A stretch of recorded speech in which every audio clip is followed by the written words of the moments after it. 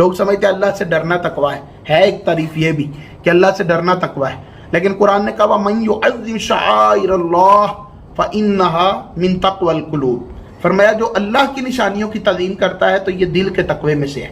تو اللہ کی نشانیاں کیا ہے؟ حضرت حاجرہ رضی اللہ تعالیٰ عنہ اگر پہاڑیوں پر قدم لگائیں تو اللہ فرماتا ہے ان الصفا والمروہ من شعائر اللہ، صفا اور مروہ اللہ کی نشانیوں میں سے نشانی ہے۔ تو جب صفا اور مروہ صرف اللہ کی ولیہ کے قدم لگنے سے اللہ کی نشانیوں میں سے نشانیاں بن جاتی ہیں، تو جناب غوث پاک جو خود ولی اللہ ہے وہ کیا اللہ کی نشانیوں میں سے نشانی نہیں ہے؟ کیا ہم ان کو یاد نہیں کر سکتے، ان کو پاکیزہ مقدس نہیں سمجھ سکتے، ان کو اصالہ ثواب نہیں کر سکتے؟ تو حرام حلال کا اختیار صرف اللہ اور رسول کو ہے، اور یہ بدبخت تو وہ لوگ ہیں جو کہتے ہیں رسول اللہ کو بھی نہیں ہے۔ جب رسول اللہ کو نہیں تو تمہارے مولوی کو اختیار کہاں سے مل گیا ہے؟ تم کیسے کہہ سکتے ہو کہ جناب یہ حرام ہے؟ اپنی طرف سے تو حرام ہم